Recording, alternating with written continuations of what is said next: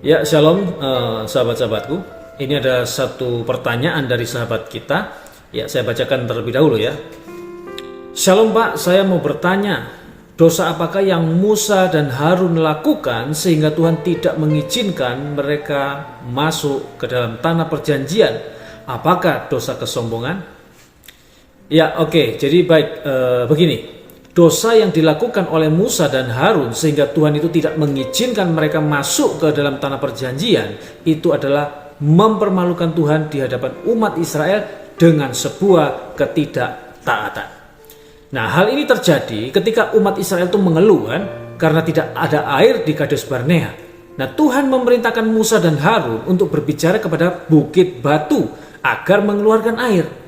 Namun karena marah dan kesal dengan umat Israel, kemudian Musa memukul batu itu dengan tongkatnya. Nah, apa akibatnya? Akibatnya air keluar dari batu itu, tetapi Musa dan Harun telah mempermalukan Tuhan di hadapan umat Israel. Nah, Tuhan sangat marah atas tindakan Musa dan Harun ini.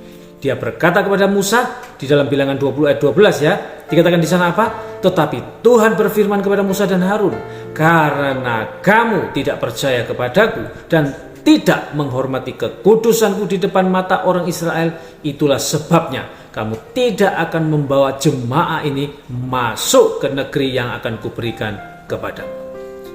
Nah, sahabat-sahabatku, dosa Musa dan Harun ini merupakan atau termasuk ke dalam dosa pemberontakan dan bukan dosa kesombongan. Jelas ya? Kenapa? Itu tadi, karena mereka tidak percaya kepada Tuhan dan tidak menghormati kekudusannya. Sebagai pemimpin umat, Musa dan Harun itu seharusnya menjadi teladan bagi umat di dalam menaati perintah Tuhan.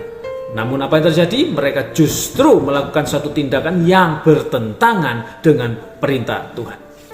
Nah, hukuman Tuhan kepada Musa dan Harun ini merupakan suatu pelajaran yang berarti atau penting ya bagi kita semua, di mana kita harus selalu menaati perintah Tuhan dan menghormati kekudusannya.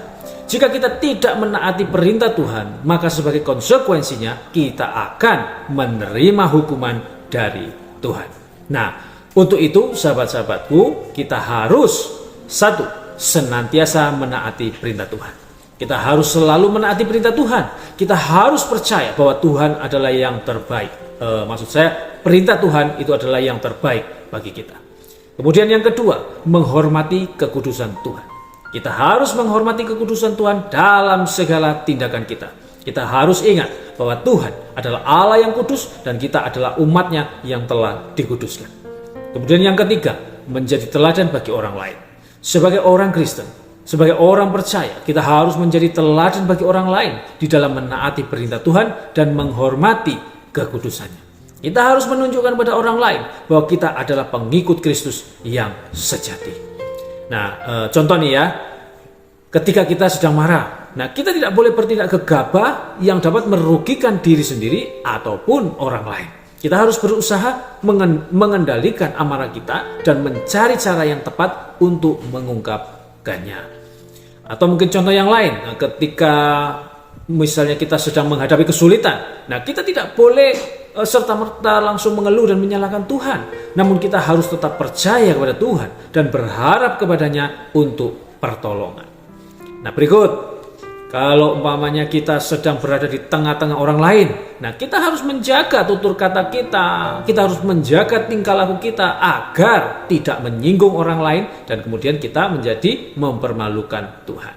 Nah, dengan menerapkan hal-hal tadi, setidaknya kita dapat menghindari dosa pemberontakan dan hidup sesuai dengan kehendak Tuhan, atau dengan kata lain, hidup di dalam suatu ketaatan. Amin. Oke, baik, kiranya sedikit penjelasan dari saya tadi dapat dipahami, memberi pencerahan, menambah pengetahuan, dan memberkati kita semua. Tuhan Yesus memberkati. Shalom.